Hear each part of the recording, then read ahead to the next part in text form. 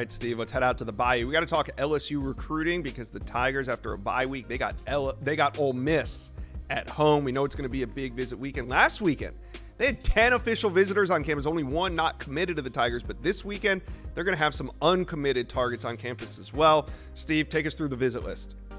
Well, that one uncommitted prospect that visited last weekend for an official visit, Jacob Bradford, is back this weekend for a ball game. He's committed to Houston, but he's from Baton Rouge Catholic.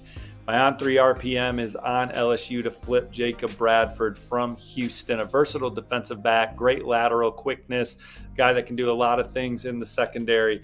I think that one's setting up nicely. His brother, Blaine Bradford, is the number one safety in the country in 2026. He, too, will be at LSU this weekend. LSU is going to bring back a host of commits for this game in prime time against Ole Miss. DJ Pickett, Harlem Berry, Damian Shanklin, this terrific offensive line class, Devin Harper, Tyler Miller, Carius Kern, Brett Bordelon. You got JT Lindsay, the corners, Cade Phillips and Aiden Anding, Philip Wright and Teron Francis at wideout, Jace Thomas, the safety, defensive lineman Zion Williams, linebacker Keelan Moses, and then tight end Mike Tyler, who was at South Carolina last weekend, expected back at LSU this weekend. Some of the major 2025 targets, you got safety Anquan Fegans. He is committed to Auburn.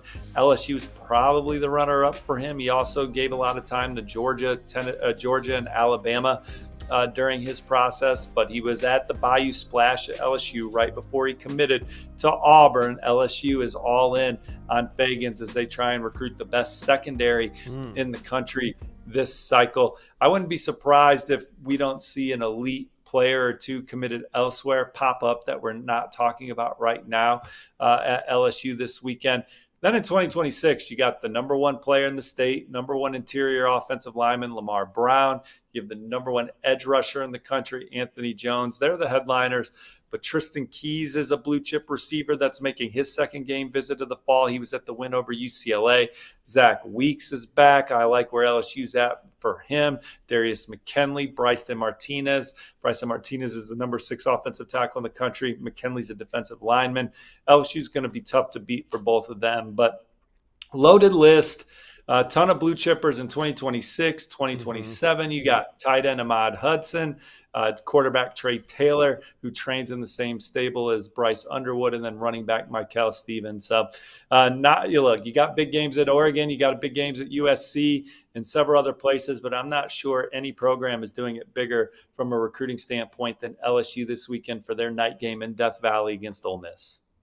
All right, LSU fans, tap in with me and Steve. How we feeling as Ole Miss comes to town? Really important game.